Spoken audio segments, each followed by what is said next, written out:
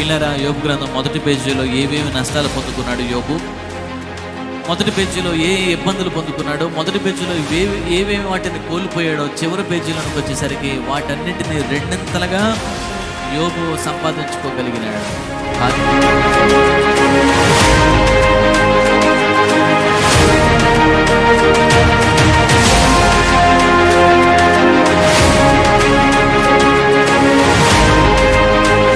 Number 1, యోబు జీవితంలో మనం తెలుసుకోవాల్సింది ఏమిటి అంటే యోబు చాలా యథార్థవంతుడు, న్యాయవంతుడు.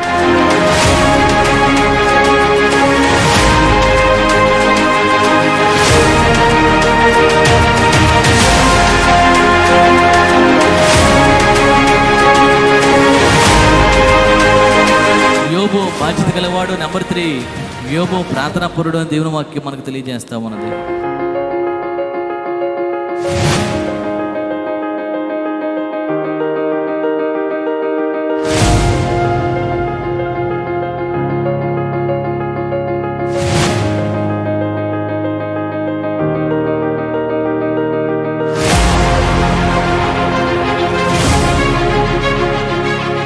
ఈరోజు దేవుడు నీకు తెలియజేస్తున్నాడు, ఈరోజు దేవుడు నీకు చెప్తున్నాడు, నువ్వు బంధకాల్లో ఉన్నావు, ఆర్థిక సమస్యల్లో ఉన్నావు, అనారోగ్య సమస్యల్లో ఉన్నావు, కుటుంబ సమస్యల్లో ఉన్నావు, అయినా నువ్వు ప్రార్థన చేయి, అయినా నువ్వు విజ్ఞాపన చేయి. బంధకములలో పడి ఉండియో నిరీక్షణ గలవారులా